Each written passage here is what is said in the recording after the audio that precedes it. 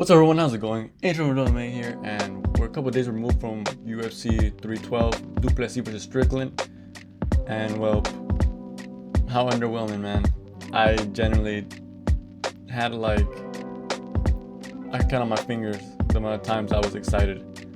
Other times I was rather just let down and could not believe what I was watching. Absolutely just jarring and boring, kind of wasted my time almost. Yeah, man. I knew it was gonna be bad, but wow. Just wow. So today what we're gonna do is we're gonna talk about next fights for those who I feel like deserve to be talked about. And let's get into it. Before we do though, if you guys are new here, be sure to subscribe. We're almost at 400 subscribers. I greatly appreciate it. Getting there slowly, you know. I think I'm really close to activating super chats. Maybe I'll do more streaming. Yeah. So if you guys can do that for me, I'd really appreciate it. But enough said, let's get started with the topics.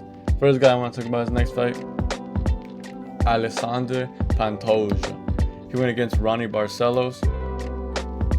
Well, what? Yeah, I don't know why I said that. I just woke up. My apologies. But he had a fight.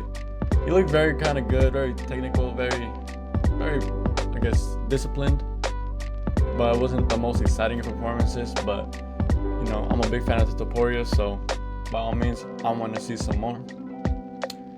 And I think a good fight for him. He looked very good against Thickness, whatever his name, Thickness. So I want to see him against someone more up there. I think Ronnie Barcelos, just because he fought last month and he's the back of my mind as a non-ranked fighter. I think it could be a pretty good fight, all things considered. And you know what? Why not? Let's just see the fight, you know, test Topuria some more, see if he can shake off that ring rust, the jitters, whatever it was. Maybe he'll feel more fluid, more going after it. And maybe we can see if he's really about that. A lot of people are touting him as another Topuria. I kind of didn't sense the same amount of danger past round one, but by all means, prove me wrong. And then we have Big Boy Teixeira. He's fighting this other big boy.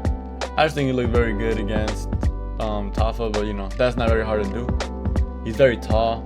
He's like NBA type, like LeBron. If LeBron was in the UFC type, a little bit less built than LeBron, but you know, LeBron the GOAT, so you know who can really stack up to him.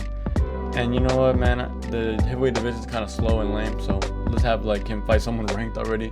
People are getting chances like that. Why can't he? This is number 15th guy. Kind of forgot his name, but I'm surprised he's number 15. His last fight, he got like doctor stoppage. He's coming off a loss and got ranked. The world we live in, am I right? But by all means, let's just see this fight against Tulu or against big boys. See who comes out on top. Next up, we're all the way up to the co-main now. I was gonna say Raquel Pennington, Tatiana Suarez. She kind of let a lot of people down. She could not really get anything going past round one. Wrestling looked good that round, but anything besides that, nope. She gotta go back to the drawing board now. Maybe she was too nervous. Maybe, you know, Hachi Mitch wasn't like giving her enough advice. But she needs to get back there. I don't think she took that much damage besides the cut on her knee. So maybe we can see her sooner or later. You know, there's a top 5 person, Raul Rosas Jr. here. She's gunning to find a fight to get her title shot.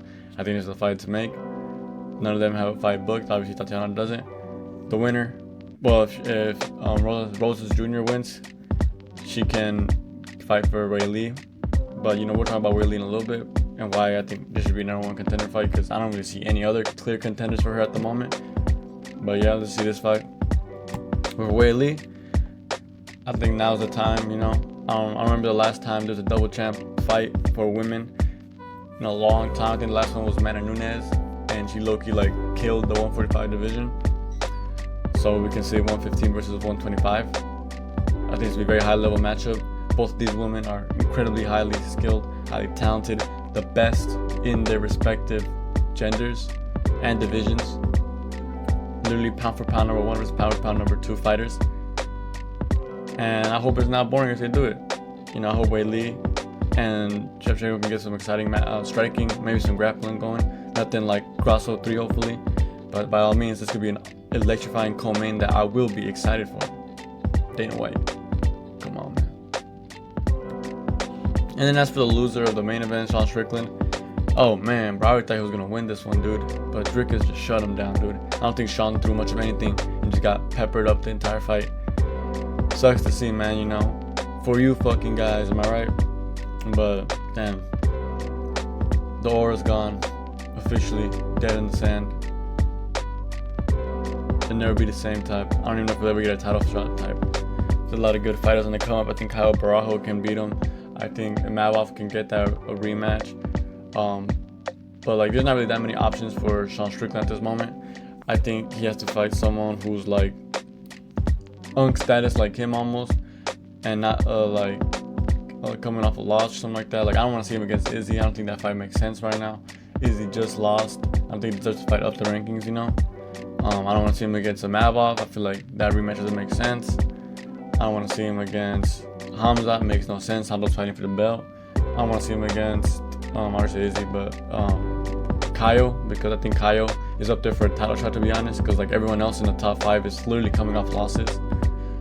I think DDP said something about Kaio versus Imavov for #1 contender. I guess that makes sense, since we have to wait for Chimaev, you know. Sucks to suck for Imavov. He has to put his title shot on the line, but you gotta do what you gotta do. So by all means, I think the next best matchup for him is Robert Whittaker. I think this fight favors both of them. They're both later in their career. I don't know about Sean Strickland, but Robert's definitely on the later half of his career. He just kind of got submitted, broke his teeth. I don't think he wants to take that much damage his next fight. And you know someone who doesn't give that much damage? Sean Strickland.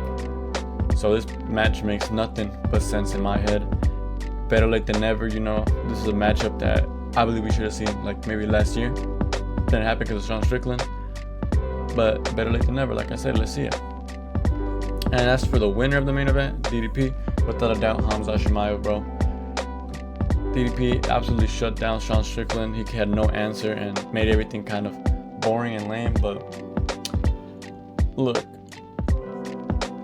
it's not up to DDP to make the fights entertaining. It's up for the challengers to go up there and make it entertaining for them. You know, you can get whooped, or you can try to whoop back. And Sean Strickland just had no answers. But Khamzat, bro, this is gonna be a very, very good fight, man. I'm very excited to see this. It's literally gonna be like when an unstoppable force meets an immovable object, you know.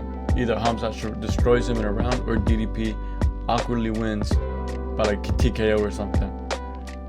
Man, bro, I hope this happens sooner than later, dude. Hopefully by the summertime it happens. Please, I would love to see this. You guys, this is the biggest match to make at middleweight right now. That's gonna do it for this quick video, y'all. If you guys are new around here, be sure to subscribe. Been busy. PlayStation Network's been down. Haven't been able to get my clips, unfortunately. But you know, we'll get on that sooner or later. But until then, peace out.